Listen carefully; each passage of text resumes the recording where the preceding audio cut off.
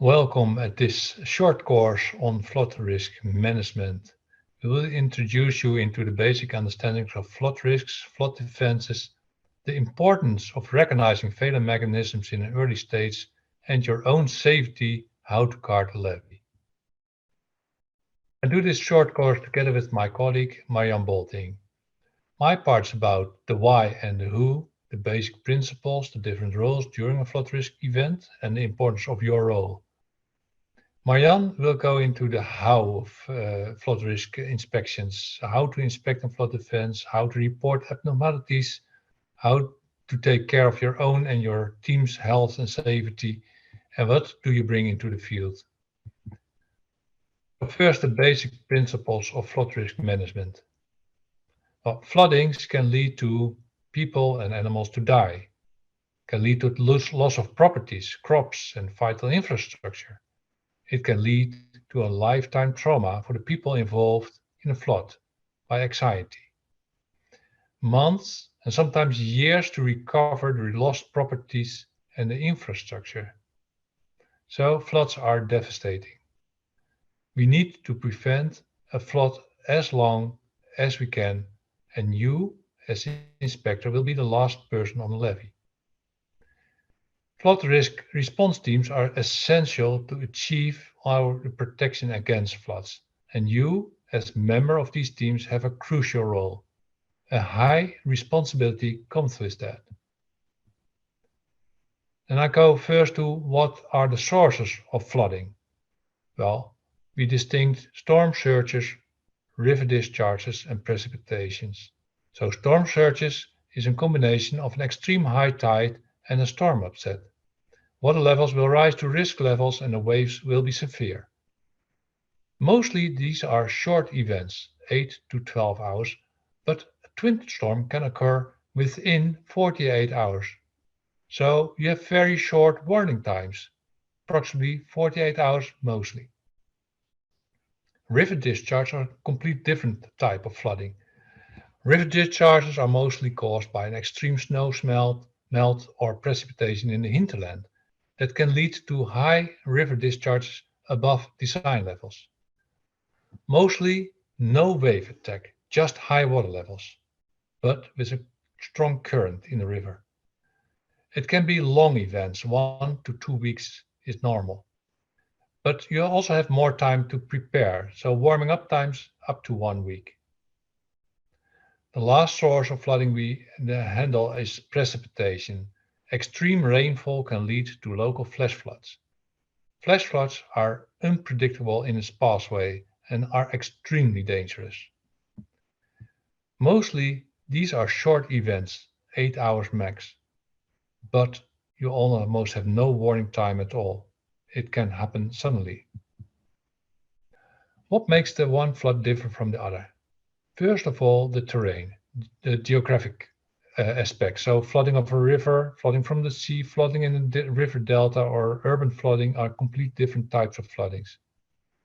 Another important feature is the speed with which the water flows into the area. A flash flood, very fast.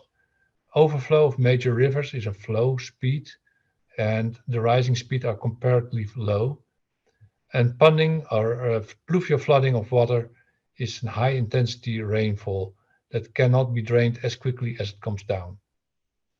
The last feature is the cause of the flooding. It can be caused by a storm, it can be caused by heavy rainfall, sudden melt of snow and ice in mountain areas, or a failure of a construction in the water system, a dike, a sluice, or a weir. What types of flood defenses are there? Now, first of all, you must be aware what the function of a flood defense is. Mainly, they are built to keep the hinterland dry, but they are also built to channel a river system for navigation reasons. But they can also be used to control as a control release like spillways at reservoirs. The different types are the natural defenses like dunes or higher grounds or mountain grounds, but also man-built flood walls, sea and river dikes and dams. The last type is the hydraulic structures like locks, storm surge barriers, weirs and gates.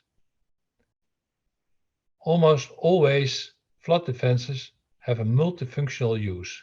They are also used as transport routes, so there's a road on top of the flood defense, recreational use, or ecological routes. Then how can a flood defense fail? We call it failure mechanisms, and there are four very important failure mechanisms to know before you go walking the dike. The first one is overflow and overtopping. In fact, the water level of the waves or the water level of the river is higher than the top part of the dike. The water just flows over the dike, causing erosion on the land side of the dike. The second failure mechanism is damage of the revetment. So the outer protection layer of the dike becomes damaged by the waves, and at that part of the dike will be washed away.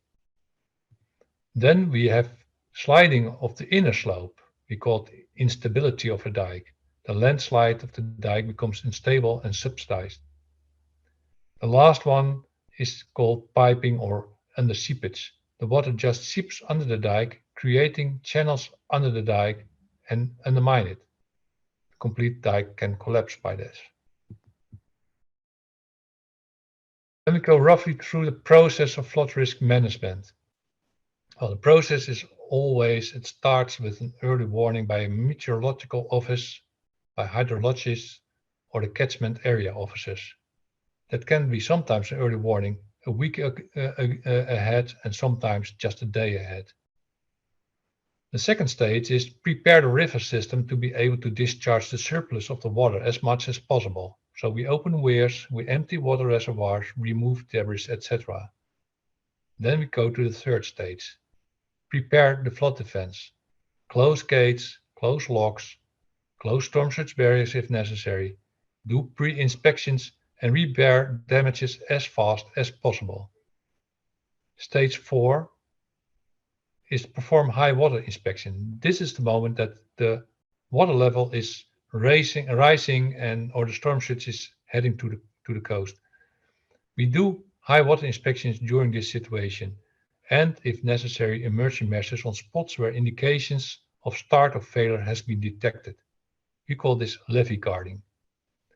And in the fifth stage, that is immediately after the water drops, we do again inspections. We want to be sure that all damages are detected and repaired before a second flood will occur.